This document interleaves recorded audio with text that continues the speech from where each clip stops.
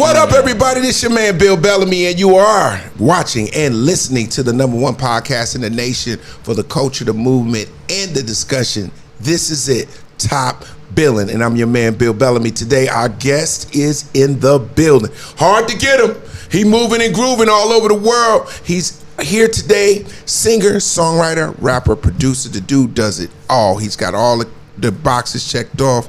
It's a pleasure to welcome the Top Billin, Vic Mensa. What's happening, big boy? Peace, brother. I appreciate you for having me, man. Come on, man. Listen, Vic, I did my research on you, and I'm really gonna give you your flowers, man.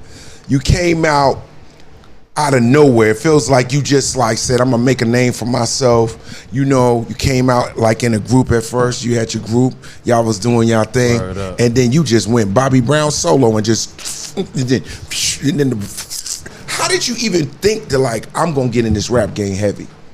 I was actually just telling the Sister Divine out in the lobby about that it was Tupac and Common that really made me wanna rap.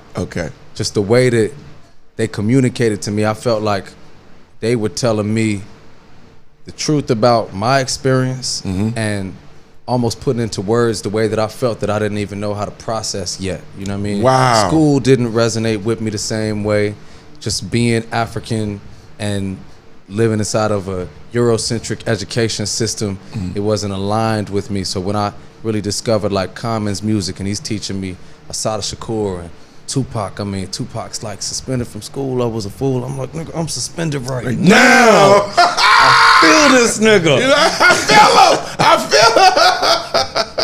I felt that nigga, you know what I mean? Like in a way that a lot of other things didn't resonate with me. And that made me want to pursue it. And I really started studying hip hop from the ground up though. Cool. You know? I was a graffiti writer first and I was breakdancing, and I was taking those old records like we were talking about, Cube and Public Enemy, and NWA. NWA had a song called Express Yourself. Yeah. Express Yourself. Do it right. So that's Jimmy Castor bunch. So what I started doing was finding the samples, buying those records on the vinyl, and we would DJ them and breakdance. I mean, I was kind of I was obsessed with hip hop culture in a way that wasn't really happening at the time when I was a kid, because that's way after that, you know.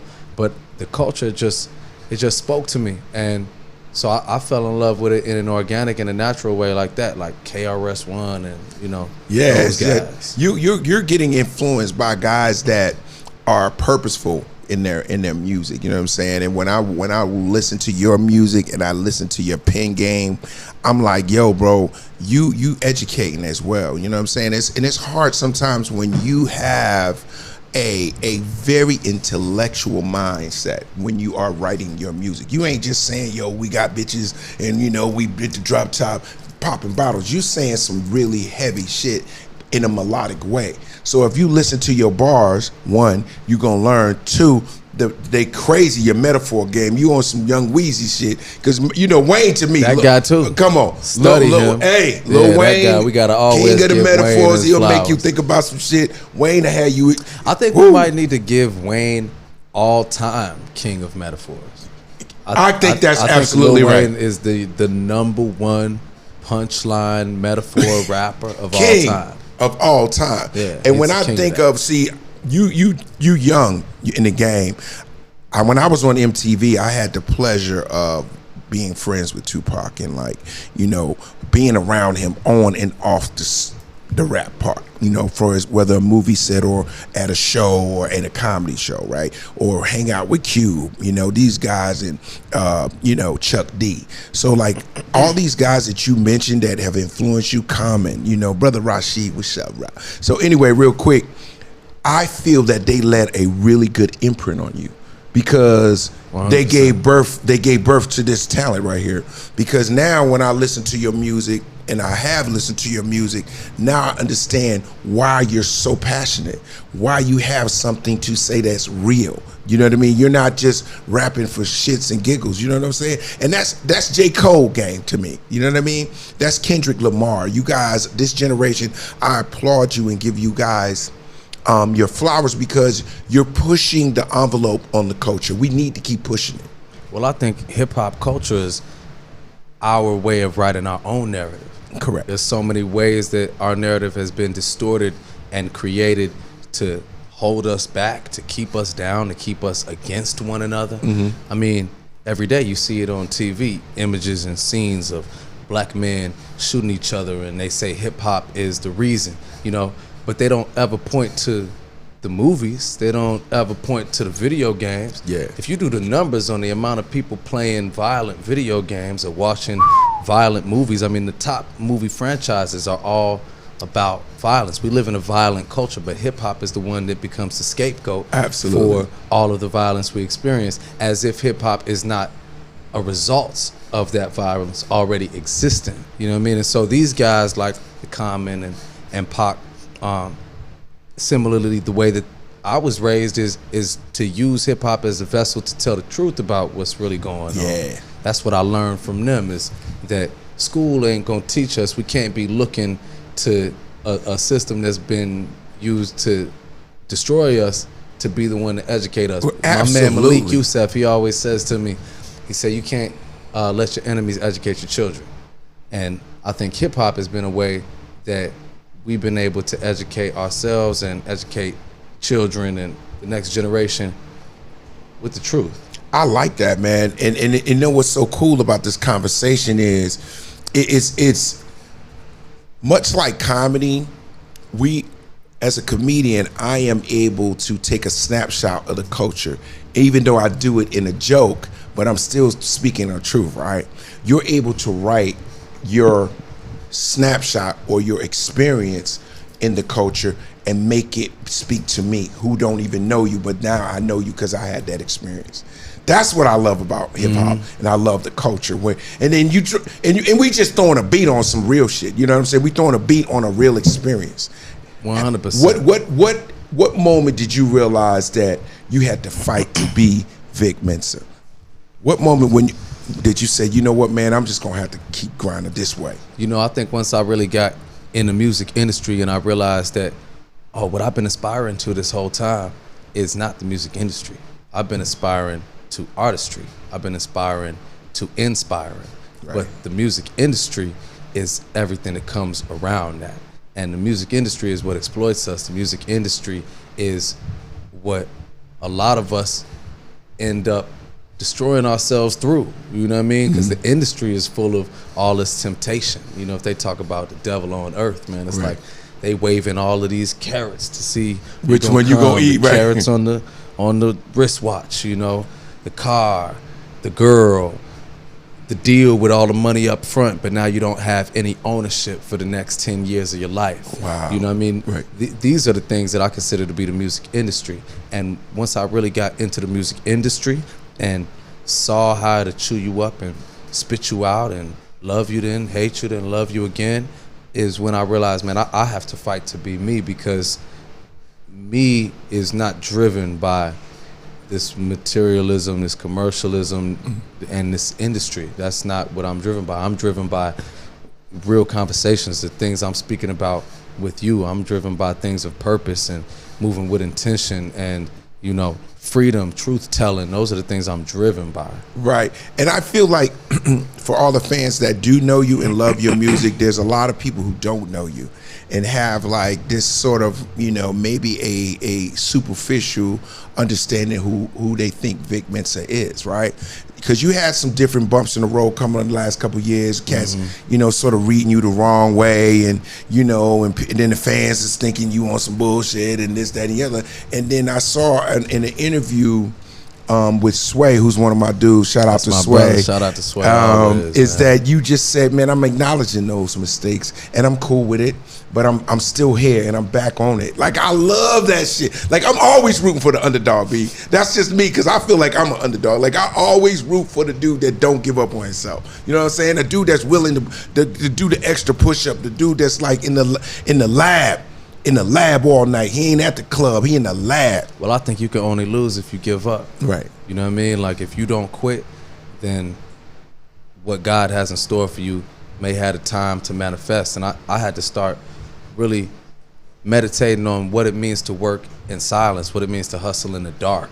Like, how valuable that is, that space and time when, you know, people might have given up on you or you're not as visible and they don't know what you're doing, but when you still grinding and like believing in yourself and getting it out the mud when the lights ain't shining on you, I think that builds a different level of strength and character. And going through a lot of bumps on the road and hitting my head here and stumbling here and being able to find my footing and my foundation in myself. I mean, I'm to the point where it's like, Pizzy will tell you, I don't go out if it's not something that is for me. I don't drink, I don't drugs, I don't girls, whatever. I don't do none of that no more, like 0%. You know what I mean? You locked in. I got caught up in that before, you know, and that's what I refer to as the industry. I got caught up in that whirlwind, but going through that and finding and rediscovering that purpose and that hustle, that ambition in the dark, it made it sweet for me because it's like it doesn't tempt me for a second to even fuck with that, because I'm like, I did that and I saw where that leads. Take you off your square. What I'm here for is what this leads to. You know what I mean? What this grind leads to. Like this dedication, this unwavering faith in myself. I'm here for what that leads to. Everything else to me is for the birds. But that's dope, man. Like, how old are you right now? 30. You 30. I just turned 30. With the wisdom, man. I think what experiences teach us is our weaknesses and our strength, right? And what's beautiful about you being 30 and having the bumps in the road now, you can guide yourself better. You know, when I came in the game, I was like 23, 22 years old, never been in the industry, didn't know how fast the game is. Like, you get in this game and if you hot, you take off. You on private planes, you staying in nice suites, you got chicks that's bananas you ain't never seen on your block before. You be like, yo, I don't even know what mommy look like this chick is Egyptian. Like, you seeing chicks you ain't never seen look like that in your whole life. And she like, I love you. You like, really, bitch? Like, you know what I mean? Like, you know what I'm saying? Like, that's the game. And then if you know, like you said, you got the, you know, the fame, now you got some paper, you got the ride, you got the whip, you know, you got a little spot out here in LA, you got a little spot. You moving so fast, you think that's real life. That's not your real life. That's the industry life. Where boom, boom, get up, go, let's do press, boom, get on the plane, yo, you going to Portugal in the morning, do a photo shoot, come back, boom, boom, boom. You might not get no rest. You got to do this, you got to do that, right? And what I find is a lot of times cats get lost because you forget why you even got here, because you can't control how fast you take off. You don't know what's gonna be your hit record that you're gonna have to do the rest of your life, right? You don't know. Like Aretha Franklin had to do R-E-S-P-E-C-T for the rest of her goddamn life. She ain't want to do it no more. For the rest of her days. Right. So what I'm saying is, and I'm gonna bring this back to the Tupac reference, is that you will never understand what will be the thing that will make the people love you, right? Or the song that will guide you to this next level. But you have to know who you are on all the levels to sustain it. 100%. You see what I'm saying? And that's a beautiful lesson that you learned early. Thank God you got it up on you now. Because now as you go and you back on their ass with this new album, Victor, coming out September 15th, you on their ass, B. And you gotta, no gas, no brakes. We all gas on this. All gas, no brakes. Definitely all gas. But that's how I feel in a lot of ways, though. I feel like I love this conversation. That I'm perfectly equipped at this point in time to avoid the same potholes and pitfalls that might have caught me before, because I didn't have the same level of purpose. I didn't have the same level of intention. And I definitely had times when I felt like that private plane and that spot in Beverly Hills and that Maserati and, you know, that bitch that say she love me, you know what I mean? She love you. That sound like a song. Hey, you done wrote it. I see you done wrote it already. I had times when I felt like that was what was really important. Absolutely, man. You know man. what I mean? Like I felt like, okay, so I'm here. All those bases are covered. Then, you know, what now? You know? And I think like I've gotten to a point where I realize all that superficial shit means nothing, and that what I really came for is so much larger than that. It's such a more magnanimous plan, and now I know God too. It's like I never moved with a God consciousness at that time. Like I was anti-religious. I never moved with a God consciousness at that time. I was actually pretty anti-religious. Just growing up and being just critical of the white Jesus that was presented to me. Yeah. You know, I never connected.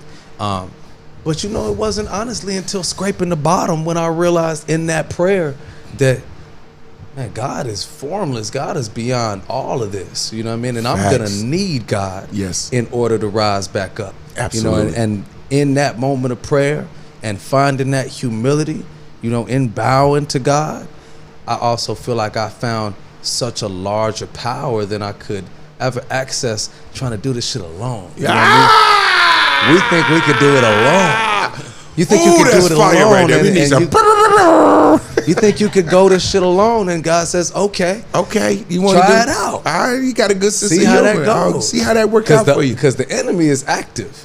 The enemy is active, whether or not you believe in the truth. You know what I mean? And the enemy gonna be like, "Yeah, here's this car, chick, house. Come over here. Right. Rock with this. Get part of this demonstration." You know what I mean? But like I said, man, scraping that rock bottom, I think that taught me God. And so I feel like energized in a different way. Like I did Ramadan this year and last year. But this year was so dope doing Ramadan because while I was doing it, I was working too. You know what I mean? Like I was on the road, I was writing, I was like hustling the whole time. And so every day I had tasks to do that were for me, to further my career, to further my music, you know, my acting, all of it. But each day I also had a purpose that was beyond me, because the fasting is not for me. Wow. The fasting is for God. So I realized, yo, I could implement this into my whole life. I could do what I do for me, but when I bring God into it, that's why you see sometimes these UFC fighters or NBA athletes, they'll be in the middle of the fast and in the middle of Ramadan and sweep the championship. You know what I mean? Or come home with the belt. Yeah. Because they're tapped into a different sense of purpose. Whoa, see, that's what we're talking about. That's one of the reasons I wanted to do this podcast, because I wanted to have an opportunity to tap into purpose, people who have talent, people who have vision, influencers on all levels, right? Your journey is through the music, but the music is just your base. Like you're saying, you're going to use that to artistry. You don't know how many levels that's going to take you. The music is just your base. Yeah, the music is a vessel, man. Yeah. You know, I had a really dope realization about 2 days ago. And I was asking myself in the mirror, who do you place your faith in? Do you place your faith in man, or do you place your faith in God? Because I was reading a comment about somebody hating on me on Instagram or saying I can't do this or I'll never be that. And I was also meditating on how I believe that God has gigantic things planned for me. And so I had to ask myself, well, who do you choose to place your faith in? Because if you believe what somebody says about you, then basically you're putting your faith in them. If somebody tells you, I'm gonna have your back if things go left, and you call them when things go left, you just put your faith in them. Absolutely. You know what I mean? So I had to ask myself, am I putting my faith in the haters online, or am I gonna put my faith in God? When things go left, am I gonna call them? No, we don't know them. They just haters. You know what I'm saying? Like, so it helped me, because it was like, it silenced all of that, because I was like, I can't place my faith in both, so I'm just gonna roll this way. Yeah, man, I love that, man. This new album, September, dropping. Yeah, new Victor album, September 15th. Victor, September 15th is dropping on all platforms. You can buy, you can download, whatever.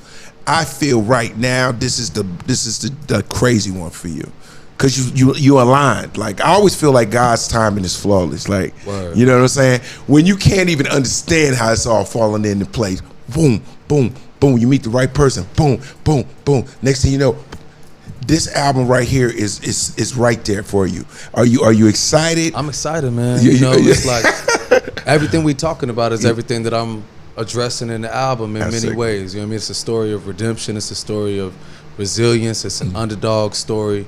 It's a comeback story. It's a story of faith. It's very Chicago. Yeah. You know what I mean? We love Chicago. It's introspective and also turned up and, you know, deep and fun all at the same time. Very musical, soul samples and some African music. You know, my family's from Ghana. Yes. And yeah, rooted in Chicago though. That was actually something I wanted to ask you, man. Was What's like that? when you were doing Love Jones in Chicago. Yes. This is It was 1994. 5, 4. Yeah, right in there, 4 or 5. Yeah, somewhere in there. What was Chicago like in '94? Ah, wow. It was. Because it feels so real to Chicago. Oh, my God. It like was even my big brother, he's Malik Youssef. He's a poet. Yes. He's the poet that was on stage in the poetry club. You lying. At the red hair? I'm dead serious. Whoa! Well, no, he didn't have no red hair. He was like a Muslim. No, dude. no. What I'm saying, that was what it At was the called. red, yeah, he that's was the what one that was on stage. Yeah. And he's like a just legendary Chicago guy, one of Kanye West's closest collaborators and writers. I'm watching back the other day. I'm like, this is really Chicago. There go Malik Youssef in 1994. Because that's what was it like then, man? So Love Jones was basically like a tribute to Chicago artists. Word. And that, whether it be hip hop artists, writers, you know what I'm saying, that eclectic group of like talented young black people. That's what Love Jones was about. So when you see the movie, the reason why it resonates with you, not only because you are from Chicago, it's a feel to Chicago. Feel real. Chicago got its own thing. That's why I always love performing there, going there. Chicago is like a dope ass album. It's a dope ass album. Chicago's an album that as soon as you put it on, it's soulful, it's sexy, it's cool, and it's a vibe, right? So when you watch Love Jones, you see the texture of the stones and of the brick buildings and the rain and the skyline. You know what I mean? Like, and then the dark, sexy little poetry spots. You know that shit. You know what I mean? That's why you should have wrote something for you. But you was probably in 3rd grade then. No, I was 1 year old. You was 1. You was Is that when you met Raj when he was out there? Yeah, yes sir. 94. 94, That's man. like Can I Borrow $1? That's like Raj's first album. Wow. Yeah. 94. Something like that. Something right in there. Or Resurrection. That's like coming first album, maybe second. I remember, man, you gonna make me go on a tangent about Chicago. I'll forget why we here. Because I love Chicago so much. But let's go to some of the songs that I think like I want one of my favorite joints you did. I just highlighted them. Hold on. Cause I'm like, yo, this motherfucker right here.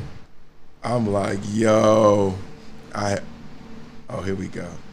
One of my favorite joints that you did, 16 Shots. Let me tell you how I came across 16 Shots, right? So I'm just, on my new hip hop artist kind of thing.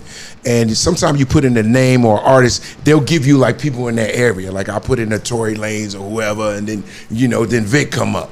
So I'm like getting ready for a show and shit, and I'm like, yo, I had to go hit that light joint. When you want to lock that joint, I want that joint to go away. And I have listened to that song, I wouldn't say roughly 30, 40 times. That's crazy. It's fire, bro. And let me tell you what I love about y'all. Make sure y'all check out 16 Shots. What's dope about it is the production, but it's what you're saying. And how you saying it. Yeah, and it's very real, it's raw, and it reminds me of Pac in a way. Because Pac would always take a situation and make that whole situation a song, and you see it in cinema. That's what I felt like when I listened to 16 It was Shots. cinematic. It came from a real place, man. That was after a young brother named Laquan McDonald was killed in Chicago by a police officer named Jason Van Dyke. Shot him 16 times. How crazy is that? Damn. While his body's on the ground. And the wildest thing is like, these things are always 1 degree of separation. One of my closest friends is a kid named P. Lord. So that was his little guy. They both from the West Side. And so I was out, we were uprising, and it's probably when I was like probably 21 or something like that. And so we uprising out in the streets, and the song, I went back to the studio and wrote it the next day because it was basically everything that happened out there in the streets. So I'm saying they threw a little girl on the pavement, pushed her with a bike and said, "Stay out the way, bitch." She was bleeding on the ground through her braces. This what happen when niggas don't stay in their places. Because they pushed my homegirl Bella Bars down on the ground, pushed her with a bike. You know, them police bikes, they use them motherfuckers violently. Like a weapon. I never seen a nigga use a bike as a weapon before the police. Right. Damn. Maybe try to turn anything into a weapon. Absolutely. And just, just illustrating every step of it, man. And I thought it was just a necessary statement for me at the time, because even as we discuss NWA and Ice Cube, it's like the culture moves in cycles. You know what I'm saying? Correct. You have the Black Panther Party, and then you have the 80s and everybody's partying, drugged out. Then you have the end of the 80s, and NWA is like, okay, no, for real, they still killing us over here. Fuck the police. Let's wake up. Then things come back around. You got the 2000s and 90s, we partying again. Kind of, sort of. Yeah, early 2000s, people are focused on a lot of other things. I feel like you come back around to like that 2014, 15, 16, Mike Brown, Laquan McDonald, Alton Sterling, all these different high-profile, police murders, and it's time to fuck the police again, right. But I think ultimately it's just like being real with the music. So that's why in this album, Victor album, 915, like my stories, although it's not the same story about uprising against the police in verbatim, it's like the story comes from the same place. The story is fueled by what's really happening Absolutely. In the streets of Chicago. It's just I have a different perspective on it now, and I probably won't be, marching and like physically fighting with the police the way I was when I was 21 or 22, because I got a different perspective on that right. now. Even the way I don't even like to allow anybody to have the power to upset me that much. Right. I had to come to a place with my understanding of police, because I really hated police growing up. Right. You know what I mean? From the way they treated me. Right. And so for a lot of my life, if I would even see the car, I'd be like, man, fuck them. You know what I mean? Right. Yeah, it's a trigger. It's a trigger, and so here I am with this feeling of hatred in my heart for somebody I never even met. And I had to come to realize, man, that's giving somebody a power over me. Absolutely. I don't want anybody to have the power to just appear, and now my equilibrium is messed up. My peace no longer exists. So the way I'm approaching things in this album is like more of internal power than necessarily fight the power. I'm always going to be revolutionarily minded. I'm always going to be politically active, but right. my perspective and my approach is more internally powerful than like external. Do you find it very difficult to do what you're doing right now and having where you are in your mind and in your space of keeping your peace, and yet still have to deal with social media and yeah, it's because we can't make no mistakes. Damn near, you can't. They gonna get you. Yeah, to get you. You know what I'm saying? One wrong clip, whatever. But how can you see utilizing what you want to do with it and utilize it to a benefit for you?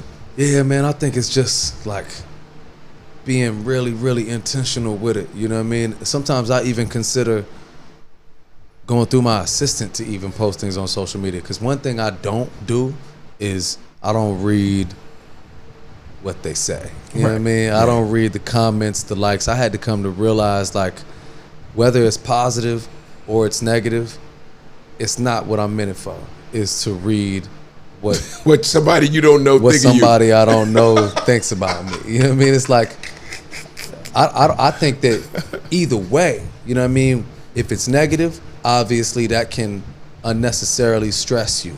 Right. If it's too positive, then that can superficially gas you. Right. Like, I want to be gassed off like my belief in myself, my faith in myself, not because all the girls on the internet say I'm so fine. Right. That ain't right. That doesn't. That's not really. That's not in alignment with where I'm at. Like, I appreciate people showing me love, but I don't want to be swayed by that. I don't want to be swayed by the hate. I want to be like, you know, Bruce Lee, he says, be like bamboo. Bamboo bends, but it never breaks. Hey, man, I'm trying to tell you, hey, man, he's 65. He got the wide, you know how they know old heads be like, yo, you been here before. You know what I'm saying? No, he told me, that's how you know I'm an old soul, because we was in the airport with my girl. For sure. She was saying something. I said, well, look, if it ain't one thing, it's another with you.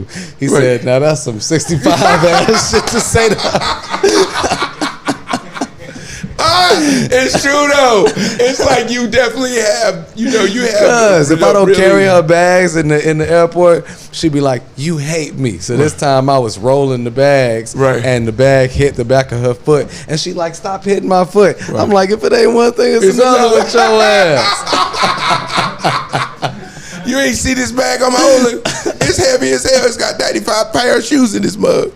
And so real quick, like you not only are inclined with your music, your purpose, which is all on point, you also, create your own business, which is kind of fly. You know what I'm saying? Your cannabis line. Yeah, I appreciate that, man. I mean, come on, man. Come on. We gotta kick that off. How'd you kick that off? So it's called 93 Boys. Mm-hmm. I launched last year as the first black-owned legal weed brand in Illinois, Chicago, the whole state. And man, it was a long road. I started hustling when I was in high school. That was first thing I ever did entrepreneurially. Right. You know what I mean? Was that hallway. That hallway. I was trapping in that joint in school. And but I always took pride in like my packaging, my presentation, my standard of quality. And when the laws began to change, I mean, look, man, when this shit was illegal, 96% of arrests for weed in Chicago was black people. Absolutely. Now that it's legal, 1% majority black ownership in the entire industry in Illinois. Probably nationally, it's about the same. So when I saw this start to change, I said, I'm figure this shit out. Yeah, I'm getting in. I'm figure this out one way or another. Mm-hmm. And not only am I gonna figure it out, I'm gonna make sure I kick the door wide open though, so I could bring niggas with me. Right. And I'm using this as a vessel to be helping people achieve freedom, whether it's physically, mentally. We use the company to send books into the prisons. Mm-hmm. You know what I mean? We work with foundations built by incarcerated people, and we working on expunging people's records, getting their cannabis convictions cleared. Yes. You know what I mean? Like using the company not only as a cool factor and cultivation and good weed, but really using it in a responsible and progressive way. Dude, I had Wiz Khalifa on here, and he's very much in the same line with you. Legendary. Had the vision from a shorty that he wanted to be in the game. He had strong imagination about what he wanted to do with the game as a young kid. And he ended up just knocking them down one at a time. And one of his businesses, it's called Khalifa Kush. It's crisp. Yeah, it's very crisp. Yeah, it's very crisp with emphasis on the crisp. Yo, he opened it right here, and I saw my spirit just float. My spirit was behind the top billing right here. We got to give Wiz his flowers, man. Yes. Wiz is definitely one of those that kicked the door wide open for weed, man. Just like really one of the most legendary figures in cannabis, I would say. Yeah, I mean, him, Snoop. It's crazy the parallels between those two, right? It's like father, son, like or uncle, nephew. Yeah. It's like it's right from the tree. That's what I swear to you, bro. And then Snoop done took it so middle America mainstream. Yeah. Who could have ever imagined you would be? I never thought I'd ever see Snoop in Skechers. I was like, when you see Snoop in some Skechers, when you see Snoop walking down that beach in that commercial, but he was like, "Hey, they comfy, nephew."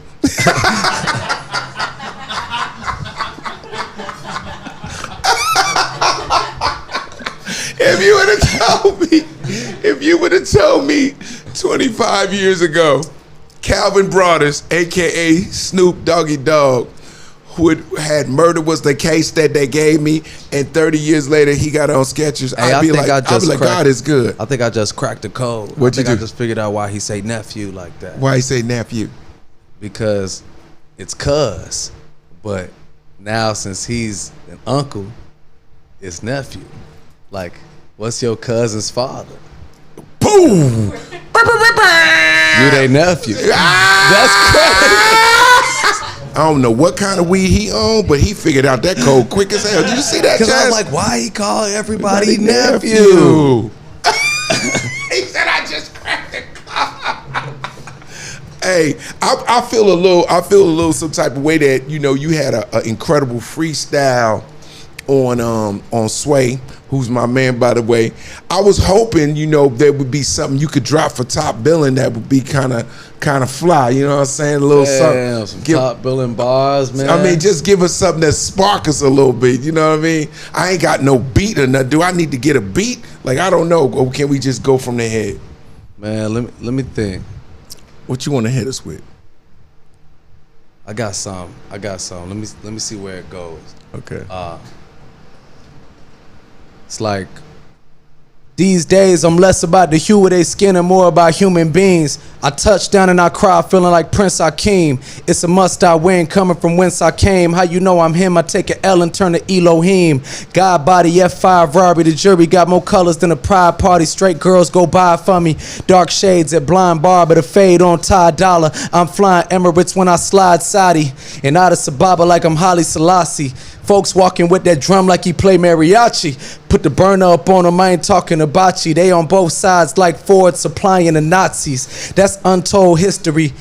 Spit unknown mystery. My gun off safety. Y'all done try to play me and come up short like a Congo pygmy. They either gon' love or hate me. Any convo mention me. In the rack I pull strings like Chicago Symphony. The orchestra. I'm going sunrise with the orchestra. So many suns I might just open the orphanage. I used to keep pills in hand like I was Morpheus. The rap game is the Matrix. I'm past fame and temptations. The packs came in a spaceship, trapping gas out an electric car. That's crazy, outrageous. On the floor for Javante Davis in Vegas. Oh, hold on. Hey, let's go. Bars. Hey, yo, man, I'm trying to tell you, man, you might want to throw your influence. Weezy got to be in there. Your metaphor game kind of crazy, B. I'm putting Wayne in there for sure. Oh, yes. Wayne, we just identified Wayne as the single greatest punchline metaphor rapper of all time. Of all time. And obviously the case for Wayne just being the greatest rapper of all time of any categories is a fully valid argument. Right, we can go there. Anybody can make that argument. Yeah. A lot of the guys do. I want to, on my show, we always have fun with our guests when they come on. This portion of the show is called All Facts. Yeah. All Facts. I ask you a couple questions, and you just tell the truth on how you feel about it. I got you. All right, you ready? You ready? You ready, B? I'm ready. Okay. All Facts with Vic Mensa. Vic, if you could put together 5 of the dopest rappers on one show, including yourself, you number one. Who's the 4 other? This is the ultimate show. This is alive or dead we go past, present, future. Sheesh, who you want on your shit? Yeah, I need Pac on the show. Hail Mary. Common. Yes. Mos Def just came to me. Oh. And Busta Rhymes. Oh my God. That's a crazy What's it gonna be? Busta Rhymes. I love Bus. Busta's one of the nicest of all time. Period. So you got Bus? I got Busta, Pac, Common, and Mos Def. That sounds like a crazy. Come on, man. That's a tribute to hip hop right there. Yeah, that's hard. 50 years of hip hop. 50 years of hip hop. 50 years of hip hop. All facts. If you had to encompass the one rapper that totally influenced who you are today and gave you like the boom to make Vince Mensa come out the mud, which rapper is it and why? I'm giving that to Common. Okay. I'm giving that to Common. Why? Common, he expressed the streets I was on as I was on them. You know what I mean? He was rapping about the bus I took to and from school while I was listening to it. Mm-hmm. So seeing the way that he was able to make all these things live in his music, like the reality of Chicago, the history of black people and Afrocentricity and humor and wit and a good time and love and gangbanging. I mean, Common be on the record gangbanging too. You know what I mean? He be like, damn, he said about the foes. I was told either focus or fold. Yeah, he was, you know, I'm giving it to Common. Yeah, Common or Kanye. Common or Kanye. I don't know why I didn't just put Kanye on that show. What? Yeah, or Hove. I mean, so but he said one artist. No, one artist, because I wanted to make it hard for you. I wanted to make it hard so that you could, because there's so many people that are definitely influential in your career. I'm just thinking, the reason why I said one, because I just wanted you to focus on one person that you know that had the most of it. And Common makes the most sense. I'm giving it to Common. Yeah, we got to give him that. Also, too, you got a new album dropping. Where can people come out to see your show, man? I want to come see you live. We'll be in LA on September 21st. Okay. Yeah. Do you know where you're performing at? Yeah, September 21st. I'm actually doing the 10-year anniversary of my debut tape, the internet tape, with Chance, doing the 10-year anniversary of Acid Rap in LA at the Forum. Oh, on the 21st. I'm in the building. Ain't nothing to talk about. That's a done data. Got to. Hey, man, tell everybody where they can follow you. Make sure you go out and get his album when it drops. Victor, September 15th, September 21st. He'll be out here in LA getting busy with the hottest shit popping. Hey, man, ladies and gentlemen, make some noise for Vic Mensa in the building. Let's go. Let them feel some top billing love in here. I appreciate y'all for having me, man. Victor album 9/15 available everywhere. Follow me at Vic Mensa on every platform. Holla! Let's go. And now you got it. Welcome to Top Billion. Let's go, man. Hey, we got Vic Mensa in the building. It's a party, baby. See?